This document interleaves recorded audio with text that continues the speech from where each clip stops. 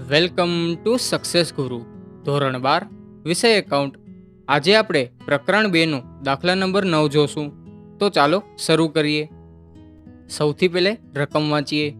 જો હું રકમ વાંચવા બેસીશ તો વિડીયો લાંબો થઈ જશે, તો તમે ચોપડી સાથે રાખો અને આખી રકમ વાંચી લો. રકમમાં હવાલા સહિત આખી રકમ વાંચજો.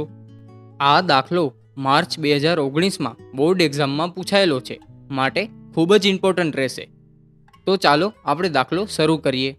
આપણે દાખલો શરૂ કરીએ ને ત્યારે આપણે 5 ખાતા દોરી જ નાખવાના. કયા 5 ખાતા? વેપાર ખાતું, નફા નુકસાન ખાતું, નફા નુકસાન ફાળવણી ખાતું, ભાગીદારનું મૂડી ખાતું અને પાકું સરવૈયું. આ 5 ખાતા દોરી જ નાખવાના. પછી દાખલો શરૂ કરવાનો.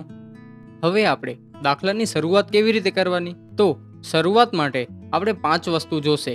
કઈ 5 વસ્તુ? શરૂનો સ્ટોક, ખરીદી, વેચાણ, મૂડી અને ઉપાડ. આ 5 વસ્તુ આપણે જોશે. તો કાચા સરવૈયામાં જોવાનું કે આ 5 વસ્તુ છે. તો આ દાખલામાં 4 વસ્તુ છે: ખરીદી, વેચાણ, મૂડી અને ઉપાડ. આ 4 વસ્તુ છે. તો એનાથી આપણે દાખલો શરૂ કરશું. આપણે કાચા સરવૈયામાં સૌથી પહેલે ખરીદી દેખાય છે, તો ખરીદી પહેલે લખવાનું વ્યવસ્થિત ખરીદી બરાબર 1,06,000 રૂપિયા. રૂપિયાને અત્યારે અંદર લખવાના, કારણ કે હવાલા આવવાના બાકી છે. હજી હવાલાની અસર ક્યાં આવશે તે આપણે ખબર નથી, માટે 1,06,000 રૂપિયા એ અંદર લખવાના. પછી તમે જોશો તો વેચાણ છે. વેચાણ ક્યાં આવશે? વેપાર ખાતામાં આવશે, જમા બાજુ લખી નાખવાનું વેચાણ 2,00,000 રૂપિયા, તેને પણ અંદર લખવાના. પછી છે મૂડી અને ઉપાડ. મૂડી અને ઉપાડ ક્યાં આવે? ભાગીદારના મૂડી ખાતે. તો ચાલો તેની અસર આપીએ. સૌથી પહેલે મૂડીની અસર આપવાની. તો ભાગીદારની મૂડી કઈ બાજુ આવે? ઉધાર બાજુ કે જમા બાજુ? જમા બાજુ આવે. તારીખ લખવાની 1/4/16 અને વિગતમાં લખવાનું બાકી આગળ લાવ્યા. પછી મૂડી લખી નાખવાની. પાર્થિવની 24,000 રૂપિયા, પ્રિયાની 16,000 રૂપિયા. પછી ઉપાડ લખવાનો. ઉપાડ કઈ બાજુ આવે? ઉધાર બાજુ આવે. લખવાનું તારીખમાં પહેલે ડેશ આવશે, વિગતમાં લખવાનું ઉપાડ ખાતે. પાર્થિવમાં આવશે 4,800 રૂપિયા. પછી પ્રિયાનું ઉપાડ અલગથી લખાશે, એનામાં તારીખ આવશે 1/10/2016, વિગતમાં ઉપાડ ખાતે, અને તેની રકમ આવશે 3,200 રૂપિયા. આપણે 4 વિગતની અસર તો આપી દીધી છે. હવે આપણે હવાલા તરફ આગળ વધીએ. સૌથી પહેલે આપણે પહેલો હવાલો વાંચીએ. મૂડી પર 8% લેખે અને ઉપાડ પર 12% લેખે વ્યાજ ગણવાનું છે. પાર્થિવે દર માસના અંતે 400 રૂપિયા અને પ્રિયાએ તારીખ 1/10/2016ના રોજ ઉપાડ કર્યો છે. તો સૌથી પહેલે તો આપણે મૂડી પર વ્યાજ 8% છે તેની અસર આપીએ. તો મૂડીનું વ્યાજ ક્યાં આવે? ભાગીદારના મૂડી ખાતે, જમા બાજુ. સૌથી પહેલે તારીખ લખવાની. તારીખ આવશે 31/3/17. પછી લખવાનું મૂડી પર વ્યાજ. તમે 24,000ના 8% કાઢશો તો પાર્થિવનું વ્યાજ મળશે 1,920 રૂપિયા, અને પ્રિયામાં 16,000ના 8% કાઢશો તો તમને વ્યાજ મળશે 1,280 રૂપિયા. આ થઈ પહેલી અસર. હવે બીજી અસર ક્યાં આવશે? બીજી અસર આવશે નફા નુકસાન ફાળવણી ખાતે. કઈ બાજુ? ઉધાર બાજુ. તો ચાલો તેની અસર આપીએ. અહીંયા લખવાનું મૂડી પર વ્યાજ. પાર્થિવનો 1,920 અને પ્રિયાનો 1,280 રૂપિયા. બેનો ટોટલ કરશું તો મળશે આપણે 3,200 રૂપિયા. મૂડી પર વ્યાજની 2 અસર આવી ગઈ છે. હવે આગળ વધીએ. હવે આપણે હવાલો આગળ વાંચીએ. ઉપાડ પર 12% લેખે વ્યાજ ગણવાનું છે. તેમાં આગળ પણ કંઈક કીધું છે તે જોઈએ. પાર્થિવે દર માસના અંતે 400 રૂપિયાનો ઉપાડ કર્યો છે અને પ્રિયાએ તારીખ 1/10/2016ના રોજ ઉપાડ કર્યો છે. સૌથી પહેલે આપણે પાર્થિવનું વ્યાજ શોધીએ. ઉપાડનું વ્યાજ ક્યાં લખાય? ભાગીદારના મૂડી ખાતે, ઉધાર બાજુ. સૌથી પહેલે આપણે ભાગીદારના મૂડી ખાતે જઈએ. તો પાર્થિવનું વ્યાજ શોધાશે કઈ રીતે? પાર્થિવનું વ્યાજ આ સૂત્રએ શોધાશે. કયા? PRN/100. P એટલે પ્રાઇસ એટલે કિંમત. કિંમત કઈ લેવાશે? 4,800 રૂપિયા. ના, તે નહીં લેવાય, કારણ કે આપણી નીચે આપેલી છે દર માસના અંતે 400 રૂપિયા ઉપાડ કરે છે, તો 400 રૂપિયા લેવાના. આપણે માસનો ઉપાડ લેવાનો, આપણે આપેલું છે 400 રૂપિયા, તો આપણે તે લેવાનો. ગુણ્યા R એટલે વ્યાજનો દર કરવાનો. કેટલા છે? 12%/100 ગુણ્યા N. N કયો લેવાશે? આપણે હવાલામાં કીધું છે પાર્થિવ દર માસના અંતે ઉપાડ કરે છે. દર માસના અંતે એવો શબ્દ આવે એટલે આપણે ચેપ્ટર 1 યાદ આવવું જોઈએ. તેમાં આપણે જોયું હતું કે દર માસના શરૂઆતે ઉપાડ કરે તો 78/12 લેવાનું અને દર માસના અંતે ઉપાડ કરે તો 66/12 આવે. તો અહીંયા પાર્થિવ ક્યારે ઉપાડ કરે છે? દર માસના અંતે. તો અહીંયા લખવાનું 66/12. હવે જે ઉડતું હોય ઉડાડી દઈએ. 12 ઉડે છે, 100ના 2 મીંડા ઉડે છે, 400ના 2 મીંડા ઉડે છે. તો 4 × 66 કરીએ તો આપણે પાર્થિવનું વ્યાજ મળશે 264 રૂપિયા. ઉપર લખી નાખવાનું. પહેલે તારીખ લખવાની 31/3/17. ઉપાડ પર વ્યાજ. પાર્થિવમાં રકમ આવશે 264 રૂપિયા. હવે આપણે પ્રિયાનું વ્યાજ શોધીએ. સૌથી પહેલું હું આ હટાવી નાખું. હવે પ્રિયાનું વ્યાજ પણ તેવી જ રીતે શોધાશે. PRN/100. P પ્રાઇસ કઈ લેવાશે? 3200 રૂપિયા લેવાશે. ગુણ્યા R એટલે 12% વ્યાજ, ગુણ્યા N કયો આવશે? 6/12 આવશે. શું કામ 6/12? કારણ કે આપણે હવાલામાં કીધું છે કે પ્રિયાએ તારીખ 1/10/2016 રોજ ઉપાડ કર્યો છે. ત્યાંથી આપણે મહિના લેખતા જવાના. 1/10/16 પહેલે ઉપાડ કર્યો છે તેણે, તો 1/10/16 આખો મહિનો આવશે. શું કામ? તો કે પહેલી તારીખ ઉપાડ કર્યો છે. જો 10મા મહિનાની છેલ્લી તારીખ આપેલી હતી તો એના પછીનો મહિનો એટલે કે 11મા મહિનાથી લેખાત. તો આપણો પહેલો મહિનો થશે 10મો મહિનો. 1/10/16 આપણે મહિના લેખતા જવાના. 1, 10, 11, 12, 1, 2 અને 3 સુધી લેખાશે. તો આપણા 6 મહિના થશે. ત્રીજા માસ સુધી. શું કામ? કારણ કે આપણું હિસાબી વર્ષ 31/3 સુધીનું હોય છે, માટે આપણે ત્રીજા મહિના સુધી લખ્યું છે. હવે આનો આપણે જવાબ ગોતીએ. આપણે કેલ્ક્યુલેટરમાં કરશું તો આનો આપણે જવાબ મળશે 192 રૂપિયા. લખી નાખવાનું પ્રિયામાં 192 રૂપિયા. સૌથી પહેલે હું હવે આ હટાવી લઉં. હવે ઉપાડના વ્યાજની આ થઈ પહેલી અસર. બીજી અસર ક્યાં આવશે? નફા નુકસાન ફાળવણી ખાતે જમા બાજુ. તો તે કરીએ. લખવાનું ઉપાડ પર વ્યાજ. પાર્થિવમાં 264 રૂપિયા, પ્રિયામાં 192 રૂપિયા. ટોટલ રકમ મળશે આપણે 456 રૂપિયા. આપણો પહેલો હવાલો અહીંયા પૂરો થાય છે. હવે આપણે બીજો હવાલો વાંચીએ. 10,000 રૂપિયાના ઉધાર વેચાણની નોંધ કરવાની બાકી છે તથા માર્ચ 17ની વેચાણ નોંધનો સરવાળો ભૂલથી 2,000 રૂપિયા વધુ ગણાયો છે. સૌથી પહેલે તો પેલું જોઈએ. 10,000 રૂપિયાના ઉધાર વેચાણની નોંધ કરવાની બાકી છે, તેની અસર આપીએ. આપણે વેચાણ કર્યું છે અને તેની નોંધ કરવાની બાકી છે. તો વેચાણ ક્યાં આવે? વેચાણ આવે વેપાર ખાતે જમા બાજુ. તો આપણે તેની અસર આપીએ. વેપાર ખાતામાં આવી પછી શું કરવાનું? નોંધ કરવાની બાકી છે તો વેચાણમાં પ્લસ કરવાનું. કેવી રીતે? આવી રીતે. પ્લસ નહીં નોંધેલ વેચાણ = 10,000 રૂપિયા. આની બીજી અસર ક્યાં આવશે? આપણે વેચાણ કોને કર્યું હોય? આપણે વેચાણ ગ્રાહકને કર્યું હોય. અને આ વેચાણ કયું કર્યું છે? આપણે ઉધાર વેચાણ. એટલે આપણે 10,000 રૂપિયા મળવાના બાકી છે. આપણે 10,000 રૂપિયા મળશે એટલે આપણું આ લેણું છે. આપણે ઉપર દેવાદાર દેખાય છે ક્યાંય? દેવાદાર નથી દેખાતા, લેણું દેખાય છે. તો લેણામાં પ્લસ થશે આ રકમ. લેણું ક્યાં આવે? પાકા સરવૈયામાં મિલકત લેણા બાજુ. તો ચાલો ત્યાં ચાલીએ. અહીંયા લખવાનું લેણું 48,000 રૂપિયા, તેમાં પ્લસ કરવાનું નહીં નોંધેલ વેચાણ 10,000 રૂપિયા. આ થઈ બે અસર. હવે બીજા જ હવાલામાં આગળ કાંઈક કીધું છે તે જોઈએ. તથા માર્ચ 17ની વેચાણ નોંધનો સરવાળો ભૂલથી 2,000 રૂપિયા વધુ ગણાયો છે. તો આપણે વેપાર ખાતામાં જઈ જમા બાજુ વેચાણ લખેલું છે તેમાંથી 2,000 રૂપિયા માઇનસ કરી નાખીએ. અહીંયા પહેલે સરવાળો કરવાનો. 2 લાખ વત્તા 10,000 કેટલા થાય? 2,10,000 રૂપિયા. એમાંથી સરવાળાની ભૂલ માઇનસ કરવાની. કેવી રીતે લખવાનું? આવી રીતે લખવાનું. માઇનસ સરવાળામાં થયેલ ભૂલ 2,000 રૂપિયા. હવે 2,10,000માંથી 2,000 રૂપિયા માઇનસ કરી બારે રકમમાં લખી નાખવાની. તો આપણે રકમ મળશે 2,08,000 રૂપિયા. આની બીજી અસર નહીં આવે, આની એક જ અસર આવશે. અહીંયા આપણો બીજો હવાલો પૂરો થાય છે. હવે આપણે ત્રીજો હવાલો જોઈએ. 2,000 રૂપિયાની વધારાની ગાલખાત માંડીવાળો અને 5% ગાલખાત અનામતની જોગવાઈ કરો. તો આની પહેલી અસર ક્યાં આવશે? પહેલી અસર લેણામાંથી ગાલખાત માઇનસ થશે અને ગાલખાત અનામત પણ લેણામાંથી માઇનસ થશે. લેણું ક્યાં હશે? પાકા સરવૈયામાં મિલકત લેણા બાજુ. તો ગાલખાતની પહેલી અસર આપીએ.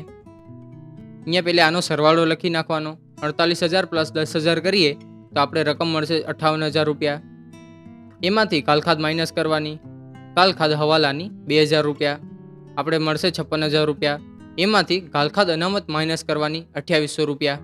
એટલે આપણે રકમ મળશે ₹53,200 તે બારે લખી નાખવાની. હવે આપણે ગાલખાદ અને ગાલખાદ અનામતની બીજી અસર આપીએ. આપણે ગાલખાદ અને ગાલખાદ અનામતની બીજી અસર આપીએ તે પહેલાં આપણે ગાલખાદ અનામત ₹2800 કેવી રીતે મળ્યા તે જણાવી દઉં. આપણે 58,000માંથી ગાલખાદ ₹2,000 માઇનસ કરી એટલે આપણે ₹56,000 મળ્યા. આપણે 56,000ના 5% કાઢ્યા. શું કામ? તો કે આપણે હવાલામાં કીધું હતું કે 5% ગાલખાદ અનામતની જોગવાઈ કરો, એટલે 56,000 ગુણ્યા 5 ભાગ્યા 100 કરશો એટલે તમને ₹2800 રકમ મળશે. તો ચાલો હવે આપણે તેની બીજી અસર આપીએ. તો ગાલખાદ અને ગાલખાદ અનામતની બીજી અસર ક્યાં આવશે? નફા નુકસાન ખાતે ઉધાર બાજુ. કારણ કે ગાલખાદ અને ગાલખાદ અનામત આપણું એક નુકસાન છે. તો અસર આપીએ. હવે ગાલખાદ લખાશે કેવી રીતે તે જણાવી દઉં. ગાલખાદમાં સૌથી પહેલે આવશે ગાલખાદ કાચા સરવૈયાની, પછી તેમાં પ્લસ થશે ગાલખાદ હવાલાની, પછી તેમાં પ્લસ થશે ગાલખાદ અનામત કઈ હવાલાની, અને એમાં માઇનસ થશે ગાલખાદ અનામત કાચા સરવૈયાની. તો આમાંથી આપણી કને કેટલી વસ્તુ છે? ગાલખાદ કાચા સરવૈયાની છે? નથી. ગાલખાદ હવાલાની છે? હા છે. ગાલખાદ અનામત હવાલાની છે? હા છે. ગાલખાદ અનામત કાચા સરવૈયાની છે? નથી. તો બે વસ્તુ છે, ગાલખાદ આપણે હવાલામાં આપેલી છે અને ગાલખાદ અનામત તે પણ આપણે હવાલામાં આપેલી છે. તો તે બે વસ્તુ લખી નાખીએ. ગાલખાદ હવાલાની ₹2,000, એમાં પ્લસ થશે ગાલખાદ અનામત. ગાલખાદ અનામત હવાલાની ₹2800. આપણે આ બે વસ્તુ આપેલી હતી તો આ બે વસ્તુ આપણે લખી. બાકીની બે વસ્તુ આપણે આપેલી નથી. તો 2,000 + 2800 કરશું તો આપણે રકમ મળશે ₹4,800. આ થઈ બીજી અસર. આપણો ત્રીજો હવાલો અહીંયા પૂરો થાય છે. હવે આપણે ચોથો હવાલો જોઈએ. ₹4,000નું ફિટિંગ્સ નકામું થઈ ગયું છે, જેની ચોપડે નોંધ કરવાની બાકી છે. એટલે આમાં શું કીધું છે? ફિટિંગ્સ આપણું નકામું થઈ ગયું ₹4,000. તો આના માટે આપણે સૌથી પહેલે ફર્નિચર અને ફિટિંગ્સ ગોતવાનું. ફર્નિચર અને ફિટિંગ્સ ક્યાં લખાય? પાકા સરવૈયામાં મિલકત લેણા બાજુ. તો આપણે તે લખીએ. અહીંયા લખવાનું ફર્નિચર ફિટિંગ્સ ₹10,000. આમાં આપણે ₹4,000 માઇનસ કરવાના. શું કામ? તો કે એટલું ફિટિંગ્સ આપણું નકામું થઈ ગયું એટલે આપણે એટલું નુકસાન થયું.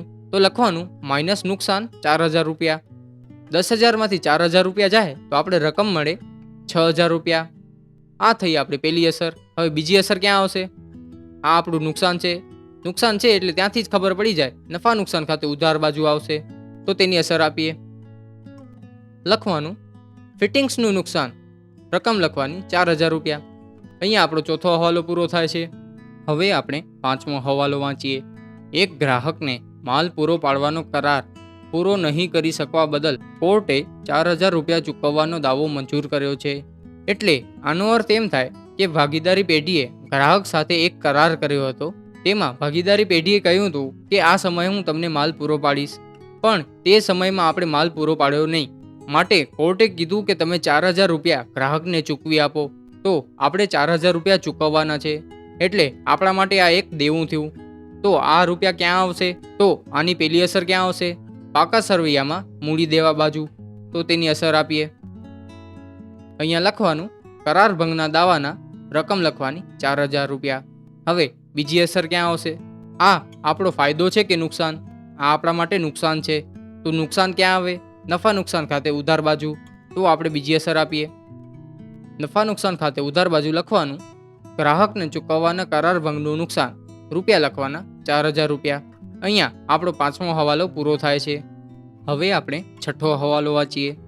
ચૂકવવાની બાકી મજૂરીના ₹2,000 મજૂરી ખાતે નોંધાયા છે, પરંતુ ચૂકવવાની બાકી મજૂરી ખાતું કાચા સરવૈયામાં નોંધવાનું રહી ગયું છે. આમાં એક જ અસર આવશે. શું કામ? તો કે એક તો અપાઈ ગઈ છે. શરૂઆતમાં જ કીધું છે કે ચૂકવવાની બાકી મજૂરીના ₹2,000 મજૂરી ખાતે નોંધાયા છે, એટલે એ અસર અપાઈ ગઈ છે. હવે બીજી અસર આપવાની બાકી છે.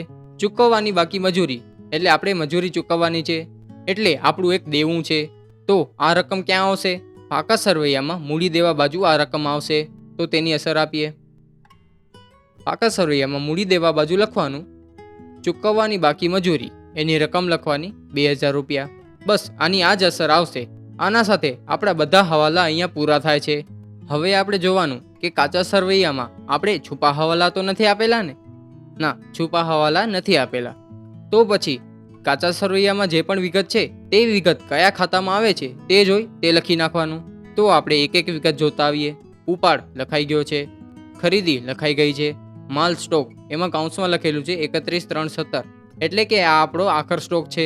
આખર સ્ટોક આવશે પાકા સરવૈયામાં મિલકત લેણા બાજુ લખી નાખવાનું આખર સ્ટોક, રૂપિયા લખી નાખવાના 28,000 રૂપિયા. પછી છે લેણું લખાઈ ગયું છે. મજૂરી પગાર ક્યાં આવશે? વેપાર ખાતે, તો તેની અસર આપીએ. વેપાર ખાતે ઉધાર બાજુ અસર આવશે, લખવાનું મજૂરી પગાર, તેના રૂપિયા લખવાના 10,000 રૂપિયા. પછી છે વેપાર ખર્ચ ક્યાં આવશે? વેપાર ખર્ચ આવશે નફા નુકસાન ખાતે ઉધાર બાજુ, લખવાનું વેપાર ખર્ચ, તેના રૂપિયા લખવાના 16,000 રૂપિયા. પછી છે મકાન, ફર્નિચર ફિટિંગ્સ, ઓફિસ સાધનો અને પેકિંગ સામગ્રી સ્ટોક. આમાંથી ફર્નિચર ફિટિંગ્સ લખાઈ ગયું છે, બાકીની અસર આપવાની બાકી છે. બાકીની બધી વસ્તુ ક્યાં આવશે? બાકીની વસ્તુ પાકા સરવૈયામાં મિલકત લેણા બાજુ આવશે, તેની અસર આપીએ. સૌથી પહેલે છે મકાન, તે લખવાનું મકાન, એના રૂપિયા લખવાના 50,000 રૂપિયા. પછી છે ફર્નિચર ફિટિંગ્સ, એ લખાઈ ગયું છે. ઓફિસ સાધનો છે તે લખવાનું, એના રૂપિયા લખવાના 4,000 રૂપિયા. પછી છે પેકિંગ સામગ્રી સ્ટોક, તે લખવાનું, એના રૂપિયા લખવાના 4,000 રૂપિયા. પછી છે રોકડ શિલક, તે ક્યાં આવશે? પાકા સરવૈયામાં મિલકત લેણા બાજુ, તે પણ લખી નાખવાનું રોકડ શિલક, તેના રૂપિયા લખવાના 2,000 રૂપિયા. હવે જમા બાકીમાં શું છે? મૂડી, તે લખાઈ ગઈ છે. વેચાણ લખાઈ ગયું છે. દેવું, તે લખવાનું બાકી છે. ક્યાં આવશે? પાકા સરવૈયામાં મૂડી દેવા બાજુ, લખવાનું દેવું, રૂપિયા લખવાના 30,000 રૂપિયા. પછી છે નમૂના તરીકે વેચેલ માલ, તે ક્યાં આવશે? તે વેપાર ખાતામાં ઉધાર બાજુ આવશે, પણ તે વ્યવસ્થિત ખરીદીમાંથી માઇનસ થશે. ચાલો તેની અસર આપીએ. નમૂના તરીકે વેચેલ માલ, તેની અસર કેવી રીતે આવશે તે જોઈએ.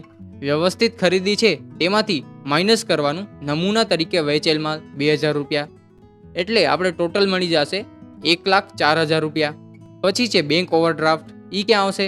બેંક ઓવરડ્રાફ્ટ આવશે પાકા સરવૈયામાં મૂડી દેવા બાજુ, તેની અસર આપીએ. લખી નાખવાનું બેંક ઓવરડ્રાફ્ટ, તેના રૂપિયા લખવાના 14,000 રૂપિયા. હવે આપણે એક એક ખાતાનો ટોટલ કરતા આવીએ. સૌથી પહેલે આપણે વેપાર ખાતાનું ટોટલ કરીએ. જમા બાજુ રકમ આવે છે 2,08,000 રૂપિયા. ઉધાર બાજુ લખી નાખવાનું 2,08,000 રૂપિયા. હવે 2,08,000 રૂપિયામાંથી 1,04,000 રૂપિયા અને 10,000 રૂપિયા માઇનસ કરીએ તો આપણે રકમ મળશે 94,000 રૂપિયા. આ 94,000 રૂપિયા શું મળ્યું? આપણે મળ્યો કાચો નફો. હવે આ કાચો નફો ક્યાં લખાશે? નફા નુકસાન ખાતે જમા બાજુ લખાશે, તો તેની અસર આપી દઈએ. અહીંયા લખી નાખવાનું કાચો નફો, એની રકમ લખવાની 94,000 રૂપિયા. હવે નફા નુકસાનનો ટોટલ કરીએ. જમા સાઈડ આવે છે 94,000 રૂપિયા, ઉધાર સાઈડ તે લખી નાખવાનું 94,000 રૂપિયા. હવે 94,000 રૂપિયામાંથી ઉપરની રકમ માઇનસ કરશું તો આપણે રકમ મળશે 65,200 રૂપિયા. આ 65,200 રૂપિયા શું છે? આ ચોખ્ખો નફો છે. હવે આ ચોખ્ખો નફો ક્યાં જશે? આ ચોખ્ખો નફો જશે નફા નુકસાન ફાળવણી ખાતે જમા બાજુ. હવે નફા નુકસાન ફાળવણી ખાતે જમા બાજુ લખવાનું ચોખ્ખો નફો, એની રકમ લખવાની 65,200 રૂપિયા. હવે જમા બાજુનો ટોટલ કરવાનો થાય છે 65,656 રૂપિયા. ઉધાર બાજુ લખી નાખવાનું 65,656 રૂપિયા. હવે એમાંથી 3,200 રૂપિયા માઇનસ કરશું તો આપણે રકમ મળશે 62,456 રૂપિયા. હવે આ આપણે વેચણી પાત્ર નફો મળ્યો. હવે 62,456ને આપણે પાર્થિવ અને પ્રિયાને વેચવાના છે. તેના માટે આપણે રકમમાં કાંઈ વિગત આપેલી છે કે એટલા પ્રમાણમાં વેચતા ભાગીદારો છે, 2:1 પ્રમાણમાં કે 3:2 પ્રમાણમાં વેચતા ભાગીદારો છે? ના, એવું કંઈ કીધું નથી. તો આપણે સરખા પ્રમાણમાં એટલે કે 1:1 પ્રમાણમાં 62,456ને વેચી નાખવાના. તો આપણે કેટલી રકમ મળશે? આપણે રકમ મળશે 31,228 રૂપિયા. આપણે આવી રીતે લખી નાખવાનું વહેંચણી પાત્ર નફો પાર્થિવ 31,228 રૂપિયા, પ્રિયા 31,228 રૂપિયા. હવે આ રકમ ક્યાં જશે? આ રકમ જશે ભાગીદારના મૂડી ખાતે. કઈ બાજુ? જમા બાજુ. હવે ભાગીદારના મૂડી ખાતે પહેલે તારીખ લખવાની 31/3/17, પછી લખવાનું વહેંચણી પાત્ર નફો. પાર્થિવનો છે 31,228 રૂપિયા, પ્રિયાનો છે 31,228 રૂપિયા. હવે જમા સાઈડનો ટોટલ કરીએ. પાર્થિવનો ટોટલ થાય છે 57,148 રૂપિયા અને પ્રિયાનો ટોટલ થાય છે 48,508 રૂપિયા. તે જ ઉધાર સાઈડ લખી નાખવાનું. હવે પાર્થિવમાં 57,148 રૂપિયામાંથી 4,800 અને 264 રૂપિયા માઇનસ કરશું તો આપણે રકમ મળશે ₹52,084 અને પ્રિયામાં ₹48,508માંથી ₹32,192 માઇનસ કરશું તો આપણે રકમ મળશે ₹45,116. આમાં શું લખવાનું? પહેલે તો તારીખ લખવાની 31/3/17 અને લખવાનું બાકી આગળ લઈ ગયા. હવે આ રકમ ક્યાં જશે? આ રકમ જશે પાકા સરવૈયામાં મૂડી દેવા બાજુ. હવે પાકા સરવૈયામાં મૂડી દેવા બાજુ લખવાનું મૂડી પાર્થિવની ₹52,084, પ્રિયાની ₹45,116. આ બેનો ટોટલ કરશું આપણે તો આપણે રકમ મળશે ₹97,200. હવે બંને સાઈડનો ટોટલ કરવાનો. એક વસ્તુ યાદ રાખવાની, બંને સાઈડનો ટોટલ સરખો આવવો જોઈએ. તો મિલકત લેણા બાજુનો ટોટલ થાય છે ₹1,47,200 અને મૂડી દેવાનો ટોટલ થાય છે ₹1,47,200. બંનેનો સરખો ટોટલ આવ્યો છે, તેથી આપણો જવાબ સાચો છે. આના સાથે આપણો આખો દાખલો અહીંયા પૂરો થાય છે અને આના સાથે આજનો આપણો વિડીયો અહીંયા પૂરો થાય છે. Thanks for watching. આવા જ એજ્યુકેશનલ કોન્ટેન્ટ માટે સબસ્ક્રાઇબ કરો સક્સેસ ગુરુને.